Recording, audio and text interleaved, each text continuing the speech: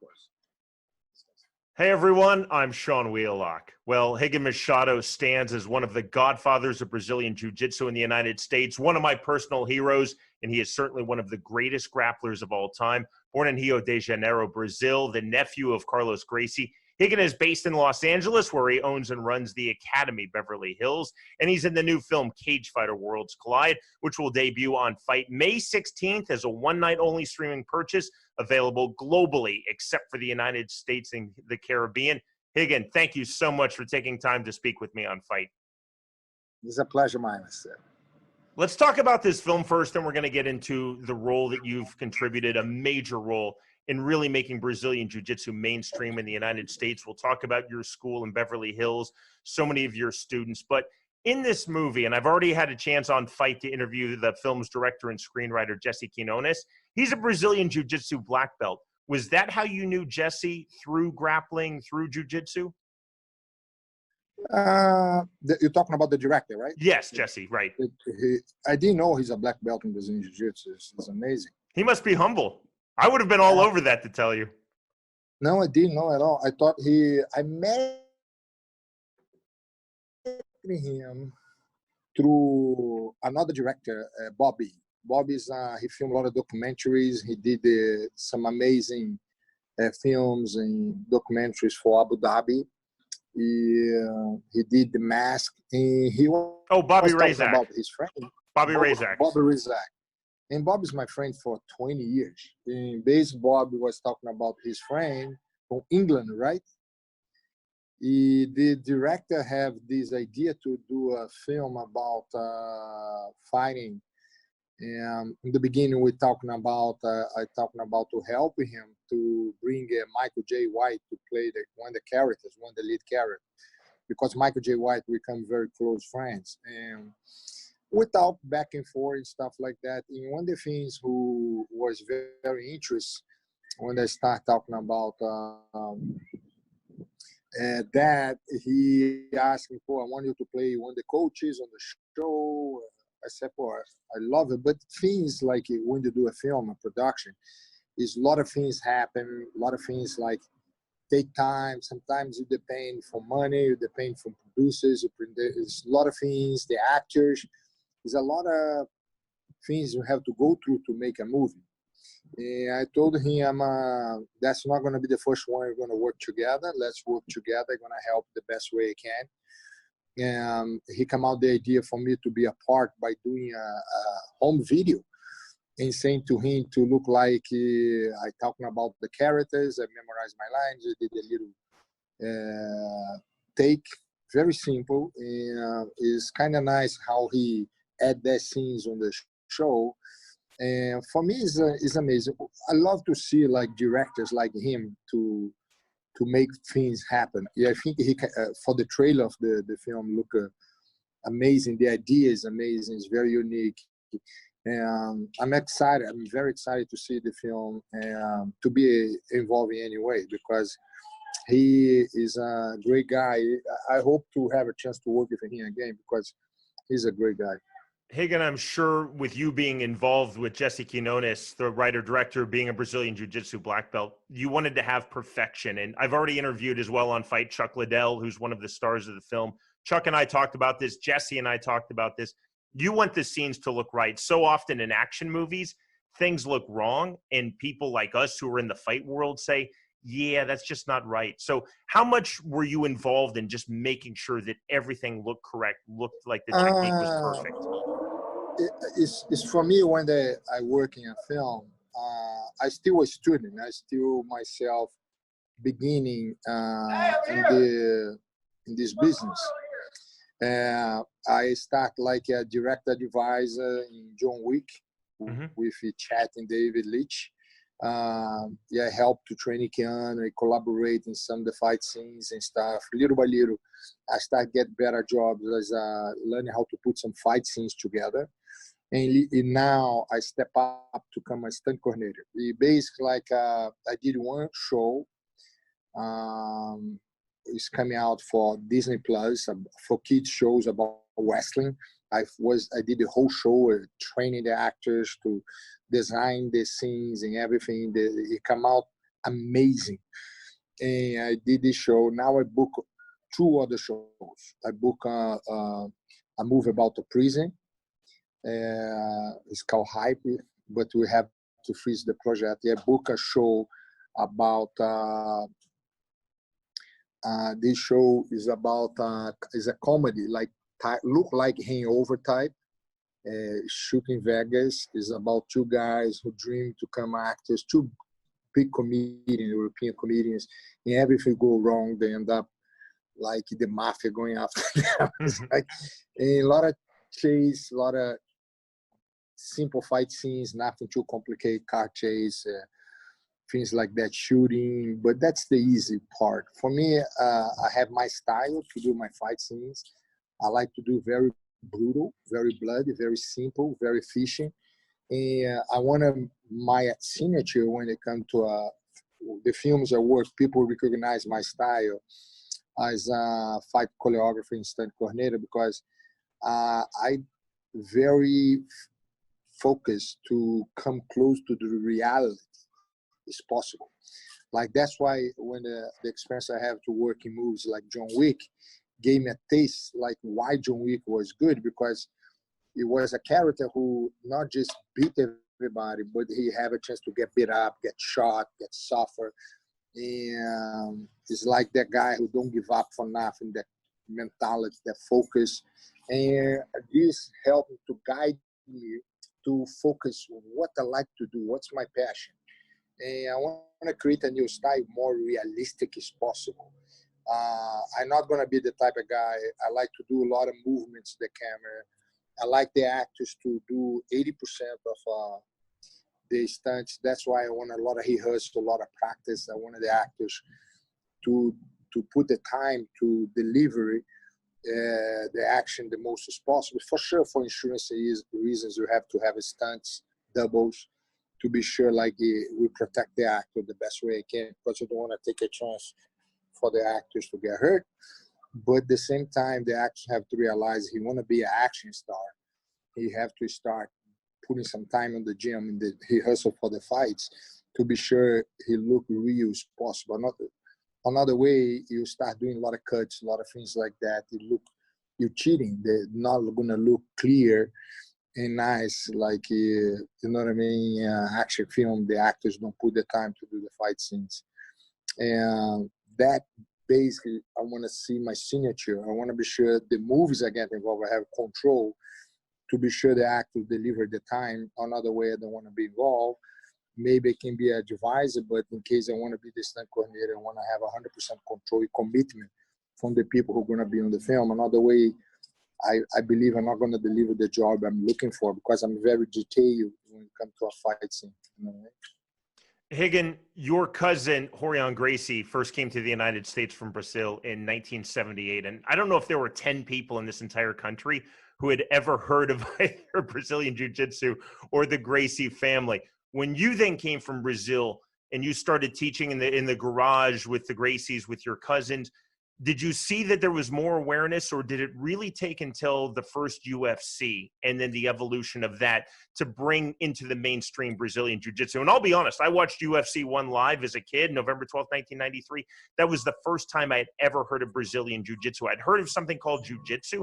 I had no idea what it was growing up in Kansas City. Can I tell one thing? I give a lot of credit for Rorion in this one, because Rorion was the one who, the pioneer. He was the first one teaching the garage. He came out the idea to do the UFC. He the one who came out to open the first school. I believe Rorion was, example Bob Bass over here. He was the student of Rorion at the time in the garage. And I remember we training over there in Rorion.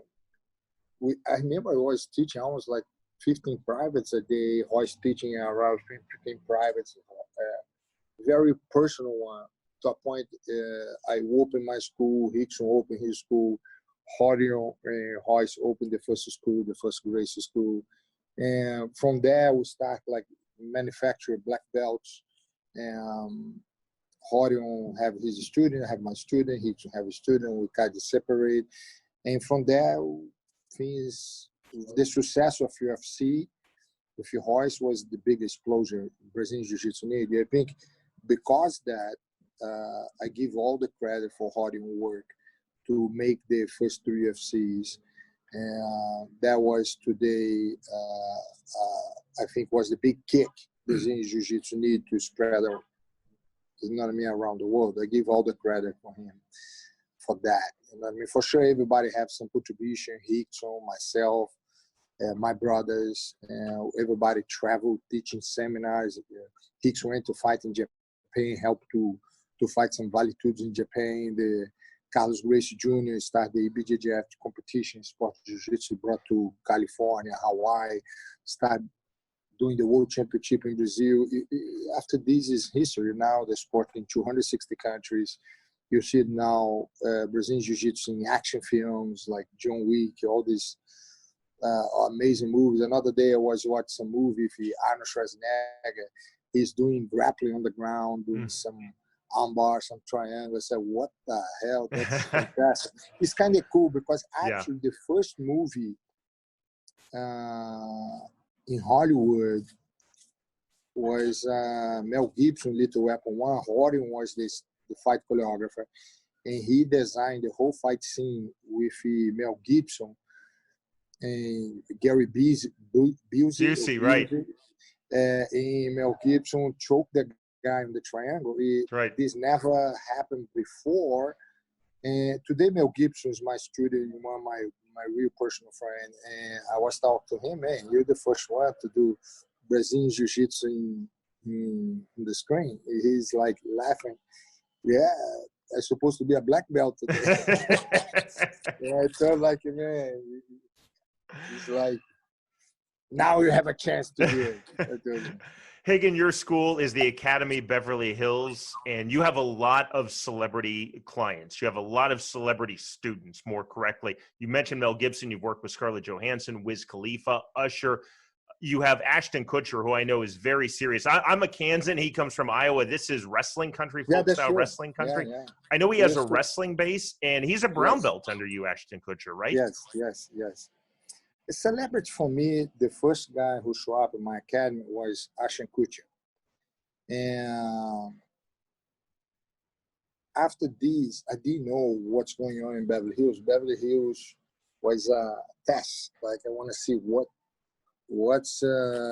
want to do something different. The training athletes in competition and training people for fight in UFC or some MMA events. I start thinking like, let me try something different. Let me see I can reach a different area in this sport, like to reach the celebrities, the actors and stuff. And little by little, if you Ashton Kutcher, I get another actor. Pretty soon, I get like hundreds of actors who went to my school, and a lot of people ask me to help to train them for films, and I start getting involved in the films. And today, I've been acting. I've been almost 30 movies. I book almost 4 movies. Now I have managements. I have all kind of cool stuff. And I just booked a big movie in Bollywood.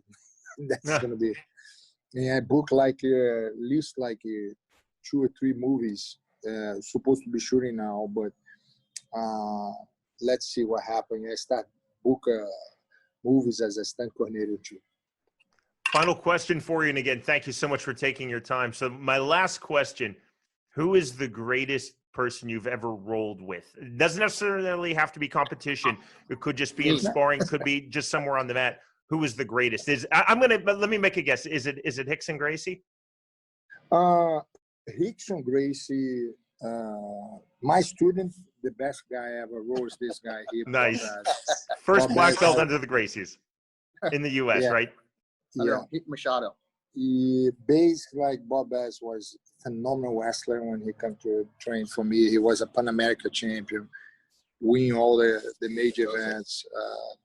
And one thing, I think like Rickson was my teacher. I have opportunity to fight him in a competition, but he was one of my teachers. And I learned a lot rolling with him. But the guy in particular, I learned a lot. Is one of my cousins, which was one of my cousin, my best friend, named Helium Gracie. Yeah. Helium Gracie was smaller. The reason Helium Gracie for me was very special, because Helium Gracie have the best guard defense I ever seen in my life. The best. I remember he trained at the academy. He have this flexibility, these skinny legs, and very rare somebody able to get next to on his side. His confidence to go on the competition, he realized nobody's going to pass his guard, put him in the highest level on the sport, fighting guys twice his side, and be able to be very successful. I think Helium Grace for me was a guy who balanced my game in so many levels, because I was bigger than him. I was more like a light heavy, later come a heavyweight. But to have a chance to have a guy who's smaller than you teach you how to get a better defense, I think I owe a lot to Helium Grace guiding us in the experience to train somebody like Helium Grace and learn so much about how to defend myself. He come to a point my guard got so good. I got good by playing on the body. I was good to play on the top. And for me, this gave me a complete game, because doesn't matter I'm on the bottom, on the top. You know what I mean? I have this amazing good guard. And I thanks to Helium Grace, because I think he was one of the guys very important in developing my game in Brazilian Jiu-Jitsu. I owe a lot to Carlos Gracie Jr. because he was my main coach. I learned a lot from my brothers, principally like Carlos Machado. I learned a lot with Rigan Machado because he moved so much. And I remember guys like Royler Gracie. Right. For me, I was a big fan because he was the smallest guy in the family. But he had this unique game who perfect for competition. He was unbeatable for years in his weight class, complete dominate in Abu Dhabi, in Brazilian Jiu-Jitsu. And I learned a lot from him because he had the perfect strategy for competition.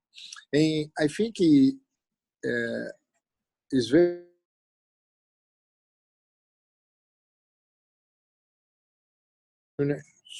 sorry, I want to apologize because sometimes some people call me cut little. Yeah, I remember at the academy I trained, have so many amazing guys for training, like Mauricio Gomes, who's the father of Roger Grace. Mauricio Gomes, I remember have this knee on the stomach, who I suffer so much training for him in early age. I learned so much how he put the knee pressure on the stomach. Guys like Márcio Stambovski, which was nicknamed Macarrão. He had these unique sweeps from the guard. And he was, at the time, one of the top competitors under Roger Gracie. He has so many amazing guys. I have this guy from Judo who started coming training for us. They nicknamed Ricardo Americano. Ricardo Americano was a higher level judo player who crossed over to Jiu-Jitsu, but he never on the bottom. He always on the top. If for me, because I didn't have much Western background, my judo was not good as his game, I have to really find ways to the guard, to put him in my guard, find ways to reverse the fight within him. And we always, when we go to training, was a war. Because we competing in the same level. And he was a perfect partner to give me the extra to, in case I fight a judo guy or somebody, have a great balance to how to reverse, how to go to the top, how to find ways to win the fight. Because it's very important. What I like about that, some of the partners you have in training, is the different background. I think Ricardo, because he comes from judo, he don't fight like a jiu-jitsu guy. He fight like a little bit different, like a wrestler, like balance. He don't care about pull for the guard. He care about going to the top. He pass the guard different. And I think this kind of the partners I have was what helped me to come what I am. I'm not gonna be Rigan Machado, the champion, this and that, without the people I trained in my career. Yeah, I think I owe so much to people in my life as a partner for training every single day, in which in case I have to say thanks, I have to say thanks to thousands and thousands of guys who helped me to come who I am today. Higgin, that's phenomenal. That's very, very well said. Higgins is in the new film Cagefighter Worlds Collide, which will debut on FITE. May 16th is a one-night-only streaming purchase available globally, except for the U.S. and the Caribbean. Now, there will be 3 start times available, 7 p.m. local time or 1900 in these 3 cities, Melbourne, London, and Toronto, those time zones. And then there will be a live question and answer session with key participants from the film immediately following the conclusion of Cagefighter Worlds Collide. Now, for more information and to order, go online to FITE.tv, and you can download the FITE app. Of course, that's FITE, spelled F-I-T-E. Again, the great Rigan Machado. Higgin, a true pleasure. Thank you so much for your time. I have my friend here who want to say something. What you want to say, Bob? Hey, how's it going? We're starting a thing called blackbeltlegacy.com under Rigan Machado. His legacy of Carlos Gracie Sr., Carlos Gracie Jr., Rigan coming to America and the tree and trying to make everything more legitimate for black belts that are really legitimate under Rigan Machado. What's the website? Blackbeltlegacy.com. You could look it up. Okay. Bob Higgin, again, thank you so much. Yeah. Outstanding stuff. Thanks to all of you for watching globally. I'm Sean Wheelock. Send your information, send the video when you have a chance. I would love to repost on my social media. Absolutely. Okay. Rigan Machado, everyone. This has been an exclusive presentation of FITE. Live from London, England!